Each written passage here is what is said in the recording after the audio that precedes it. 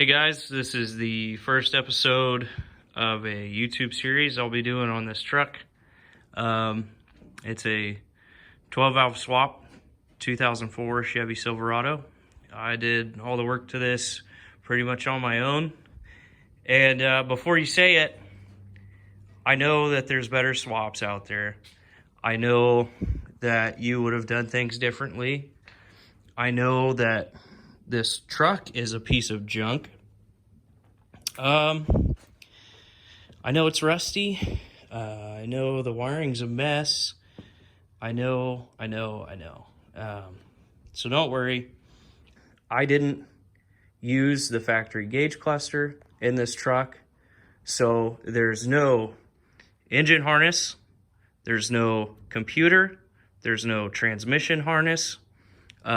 If you're wanting to keep your factory gauge cluster, then you're going to need to keep all of those things. You'll have to keep your factory GM engine wiring harness, computer, and transmission harness in your truck.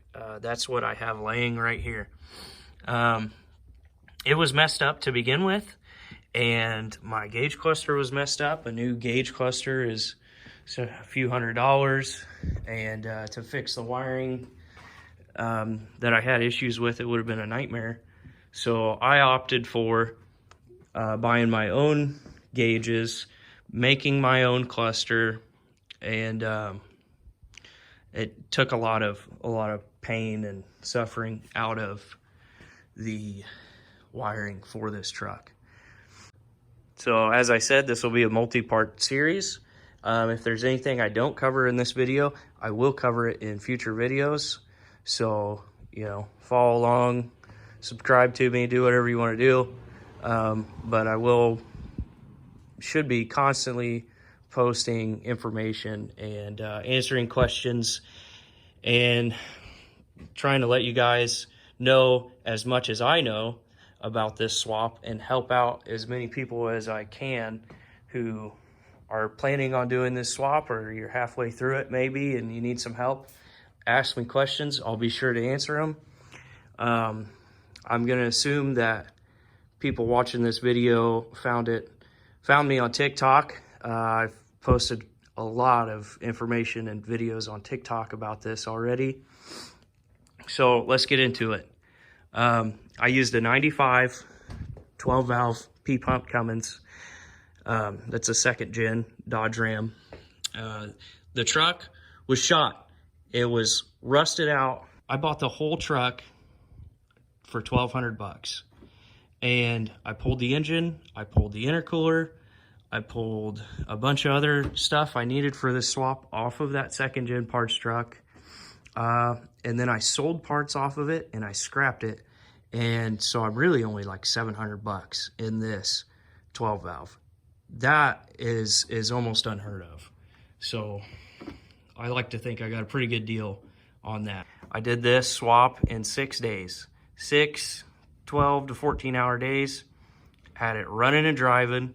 I drove it around a little bit, but as I said before, I had cluster issues and wiring issues. So I couldn't see what temperature the engine was running at. I couldn't see my oil pressure. I wasn't comfortable running it like that. So I pulled it back in.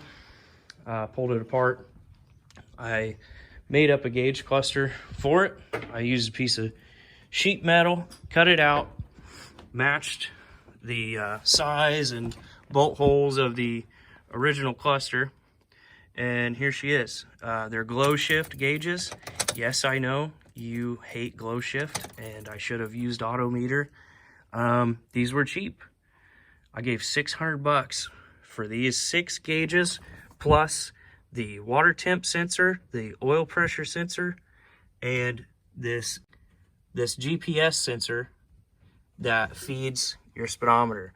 It's the most accurate speedometer you'll ever have because it runs off satellite. So you can change your tire size, you can change your gearing. It doesn't matter. It'll always have an accurate speed readout. And I really like that. So, and comes with fuel gauge, volt gauge. The fuel gauge, though, there's no easy way to wire it into your factory fuel sending unit wiring harness. I did as much digging on it as I could. I had GM factory wiring diagrams. I couldn't figure it out. So what I'm gonna do is buy a float for a boat tank or a fuel cell, and I'm gonna install it into my tank, and then it'll work. So yeah. And then extras, I bought a boost gauge and a transmission temp gauge from Glow Shift also. The transmission temp gauge comes with its own sensor, and there's a plug in the side of 4L80s. It's a 12 mil pipe thread plug in the 4L80 that's meant for pressure testing at the factory. So you can pull that plug, this will thread right into it, give you an accurate transmission fluid temperature readout. Because I pulled out the factory transmission wiring harness and had no way to shift my transmission, I bought this NCR standalone controller. They're $150 on eBay. They come with a brand new plug for the side of your transmission, a little controller box which just grounds and powers a couple solenoids in there. I can't give you specifics on how it works. I just know it works, and it turns the transmission into a wannabe manual valve body. You could also just manual valve body swap your 4L80E, and you have to manually shift it through the gears like this. So in order to save me some trouble, instead of manually shifting the column shift 1 through 4, I went with this B&M shifter that I mounted under my center console here. It was fairly straightforward, and you just center it up underneath the middle slot of the console. I couldn't find any videos on this or nothing. There's not a whole lot of guys who have done this, but it's got 1 through 4. There's my first gear, second gear, third gear, fourth gear. It's a little sloppy right now because I don't have the cable hooked up. When the cable's hooked up, it's nice and tight. You're not gonna miss a shift. So reverse, neutral, and then down for park. There's park. A little sloppy. I don't mind it. For my wiring of the 12 valve, to get it started, I could have wired it completely into the ignition to have the fuel pump come on with the key and the fuel shutoff solenoid engage, and then also crank it with the key. While I was putting the engine in and doing my testing, trying to get it running, I had everything wired on its own to toggle switches, and I went ahead and put a push button in for the ignition. You know, you can very easily wire it into your factory ignition wiring, but if you're like me and you ripped out the engine harness, then there is no wire that runs to the starter. So you would have to find out whatever wire goes hot whenever you bump your key that would normally run to your starter, and rerun a new wire. I've avoided that by putting a push button in because it's got a hot wire coming to it and then a wire running to my starter solenoid, and whenever I push it, it cranks over.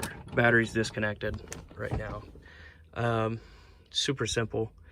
If you like it, do it. If you don't like it, figure out what wire you need from your ignition. And also, I got this center console switch panel from Longhorn Fab. I just searched center console switch panel on Google. It popped up, Longhorn Fab. It was like 20 bucks.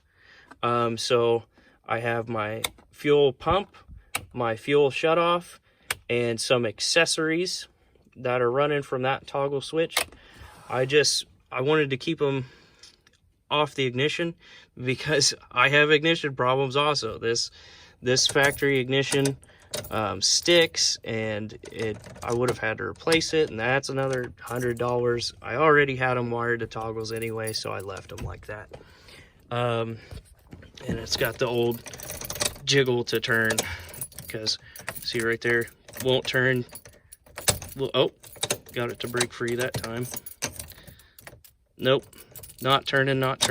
There it goes. It's a pain. I still have to have the key turned to, turn my steering wheel, and the key does activate the lights on the gauges also. I did run it to, I ran these the gauges wiring harness into the factory cluster wiring harness. So I have the dimmer wire, so my dimmer switch still dims the gauges. Supplied power or constant power and switch power, those are all from the factory Chevy wiring harness. You can find that online very easily. I can't remember the wire colors off the top of my head. And that's just a vinyl wrap on the sheet metal that I use, that camo there. A lot of people hate the camo. Don't worry, I do too. It's just kind of a ironic joke. I bought the truck with the camo, and I put these wagon wheels on here. They're probably off a trailer or something, I don't know. And a lot of my buddies really get a kick out of it. They, call it the hick truck and whatnot. So I'm just running with it, keeping the camo, throwing as much camo on it as I can. So you can hate on it if you want. I hate it too, don't worry. It's a beater truck, so I'm not gonna clean it up and fix the rust or none of that. Once this body rusts out, I'll end up swapping something else onto the frame. Something that I probably shouldn't. I don't know, maybe like a Jeep Wrangler or something, and like put my truck bed back there and stuff behind the Jeep. That would be pretty funny. Talk about the transmission for a second.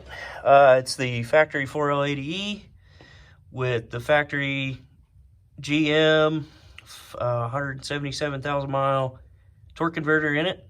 It's working out fine. It's doing fine. It'd probably help to have like a 2000 stall torque converter in here. This one's working. I don't have any issues with it, and a lot of guys doubt it. They doubt the capability of a 4L80. It's fine. It's working fine. I'd much rather have it than a Dodge automatic, because I mean, like I said in the beginning, the rebuilt auto that was in the Dodge to begin with was junk, and I didn't have to change any of my drive line. I have the 4L80 in the factory mount location. I've just spaced it about an inch to lift up the back of the transmission to allow better clearance for the engine. The aluminum casing for the front differential, you have to cut the fins off of the side of the differential to clear the Dodge oil pan. And then also this cross member sits directly underneath the oil plug, so I'll put a hole in that or something so I can access the oil plug, or put an angled drain in the plug. It's no big deal. And some people speculate that cutting the fins off the axle housing will weaken it. It hasn't broke yet, so if it breaks, it breaks. I plan on solid axle swapping this truck in the future, so hopefully it doesn't break until I have my solid axle finished up. But you don't have to lengthen or shorten your drive shafts if you leave the transmission in the factory mount spot. However, it limits the amount of space you have in the front of your engine. D-Boss Garage, who did his own Dodge swap in a 2004 Chevy. He moved the transmission back about 2 inches. There's holes for it in your mount. Just so you just bolt it into the back 2 holes rather than the front 2. It's really easy, but you have to shorten your rear shaft and lengthen your front shaft. And I didn't want to mess with that. I didn't feel like I had time to do that, all that, and have this thing running. And so I didn't. I left the transmission in the factory mount. That, however, only gives me about a 1.75 inch space in between the engine and the radiator. I do have a little cooling fan that was in here. It seemed to not overheat, but I'll see how it does pull in. I'll see how it does, you know, really daily driving, and I'll keep updates on that. I do have the Dodge 2nd gen intercooler shoved in here in front of my radiator. In order to do that, I had to cut this little triangle in the front end that your hood latch mounts onto. It's still pretty sturdy, didn't seem to affect anything. I cut the ears, the mounting ears off of the 2nd gen intercooler also, and I cut the plastic headlight mounts to clear around the intercooler. It was just kind of do it as I went. I don't have any specifics for you on how far you need to cut or what you need to cut or what you need to do. Mine just fits. It doesn't fit very well. It does fit. It is functional. I used the factory Dodge intercooler piping also. Yeah, that seemed to work out all right. I have the Chevy radiator still in the truck. I did have a bit of a coolant flow issue because I had the Dodge hose connected to the Chevy rad, and it was kinking off, and I don't think it was flowing coolant very well. So I put a little adapter piece in my thermostat housing in order to use the Chevy upper hose, and hopefully that'll not kink off, and it should flow a little better. For the electric fan, I used an aftermarket electric fan relay. You can pick them up at your local parts store. It comes with its own relay, and there's an adjustment in underneath these wires to change what temperature you want your electric fans to kick on at. I didn't have that in yet when I was running the truck, so I don't know how well it works, but I do have it installed, and it should work all right. And there's a fitting in the top of your thermostat housing. I just ran this is the coolant temp sensor for that electric fan relay. This is the coolant temp sensor for my gauge cluster. This looked like a good place to put it, so that's where I put it. I have yet to see how well I get a temperature readout from it, but it should work out all right. Oh my gosh, the wind just slammed the door. Yeah, no Chevy engine harness. So normally there'd be a computer right in here where this intercooler pipe is ran. That's gone. Engine harness is gone. Transmission harness is gone. So I saved a lot of space on wiring. This is not finished. Everything is a mess. I know. I'm trying to make it look as good as I possibly can. I'm not a wiring expert. I just know how to make things work and how to keep them from arcing out. That's about it. So, yeah.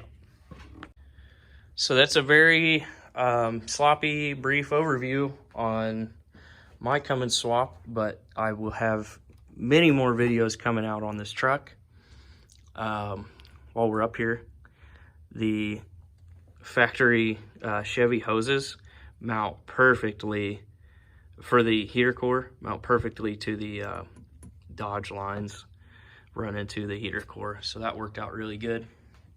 If you want AC in your truck, you need to use a Chevy AC compressor because it has the proper pressures and whatnot for your Chevy system. You can't use the Dodge compressor.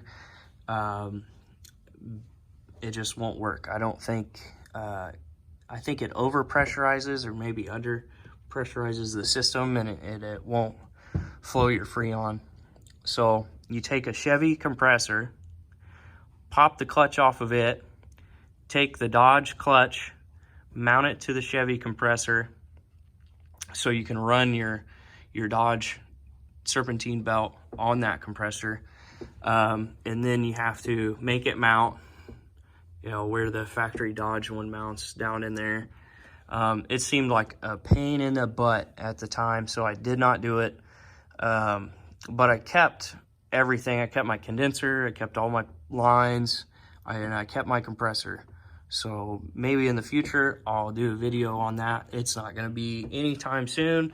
It'll probably be late summer after I've been tired of sweating all summer. And then I'll do it right at the end, right before it cools down, because that's how I usually do things. If you have any questions, put them in the comments. I will either answer them in the comments or I'll answer them in a future video. And yeah, just let me know. To use the 4L80E, you have to buy a new adapter plate. All Cummins engines use an adapter plate already for whatever they're bolted to. Some of them have different ones, like industrial motors have odd shaped ones for whatever they're hooked up to, like generators and whatnot. And then so now there's companies that are machining aluminum adapter plates that you can just buy and bolt right in. So that's what I did. I bought this particular one from G-Force Performance. Theirs calls for a 6.4 Power Stroke starter. So that's what I have down there. I had to buy the new starter. Ran me like 220 bucks. And it comes with its own flex plate that bolts to the Dodge crank, but has the same bolt pattern as the Chevy torque converter. And it has the right splines for this Ford Power Stroke starter. All went together very well. The only thing I will say is it uses Dodge bell housing bolts. So don't throw them away if you got them. And if you're going to do this swap, be sure to have your Dodge bell housing bolts ready. Buy them, whatever. I don't know why it's like that. And if they mention it on their website, I did not find where it says that. So I was lucky enough to have the old Dodge bell housing bolts laying around when I bolted this up. They're a different thread than the Chevys. I found that out the hard way with the first bolt I tried running in, the Chevy bell housing bolt. It cross-threaded horribly, messed up the threads. I had to re-tap it. But yeah, Dodge bolts, G-Force Performance is where I bought mine. Several other companies sell them, but G-Force was the cheapest, and they're all fairly identical kits. I couldn't find any differences in them. They're all machined aluminum. Yeah, so one thing nobody mentions when you're diesel swapping a gas truck, you have to change your filler neck, because diesel pumps have a bigger diameter hose than gas pumps. So be sure to do that whenever you're changing you're swapping your engine over to diesel. Makes it a pain in the butt at the gas station when you got to shove something in there. Like I had a long zip tie that I ran down in there, and I had to hold the fill neck the whole time, and I had people looking at me like I was a nut job. So swap your fill neck out with a Duramax one, the bolt right in. And I haven't done that yet. I need to do that. And also, you might as well swap in a Duramax fuel tank while you're doing your swap. I didn't do that. I left the factory gas fuel tank. It turned out to be a mess. I shouldn't have done it. I should have used a Duramax tank, because the 2004 6-liter does not have a fuel return line. They have a variable fuel pump that speeds up and slows down depending on what your fuel pressure is running on the engine. So there's no fuel return line. It only ever sends enough fuel that you need.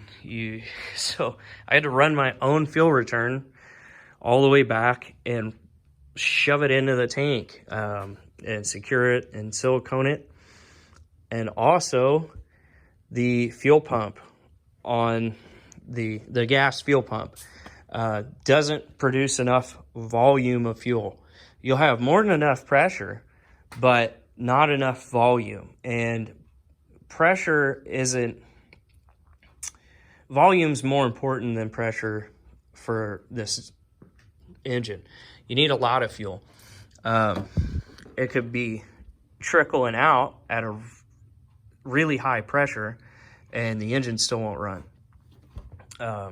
because you need that volume. So I had to put an aftermarket inline fuel pump in, and I also found out that the inline pump would not pull diesel through the factory pump. That's my return line, just kind of laying in there. Yeah, it's gonna get fixed. I was in a rush. So aftermarket fuel pump does not pull through the factory gas fuel pump. So you have to run your own fuel intake inlet line into the gas tank also. Or you could probably pull apart the sending unit, dismantle the pump, and replace it with just a line. I didn't feel like dropping the tank, so I just ran my own line into the top of the tank. Here, once I'm running and driving, I'm gonna go to a salvage yard, buy a Duramax tank, put that in, rerun all my fuel lines, and that'll work out a lot better than what I have right now. But what I have right now works. So, yeah, trying to get as much information as I can. I don't think I've missed anything too important other than engine mounts. I'll just post a couple pictures on this video of how your engine mounts will look if you decide to do them the way me and another guy who found me on TikTok did them. He sent me some really good, really clear pictures. You can kind of see mine down there.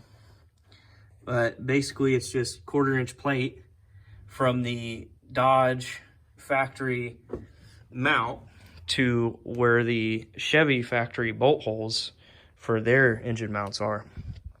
And like I said, this other guy did them exactly the same as me, but he has good pictures of them. So I'll just post them in this video.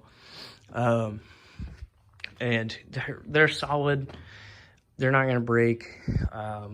Everybody seems to think you need reinforced steel engine mounts. They're stronger than the Dodge factory mounts are, so it'll be fine.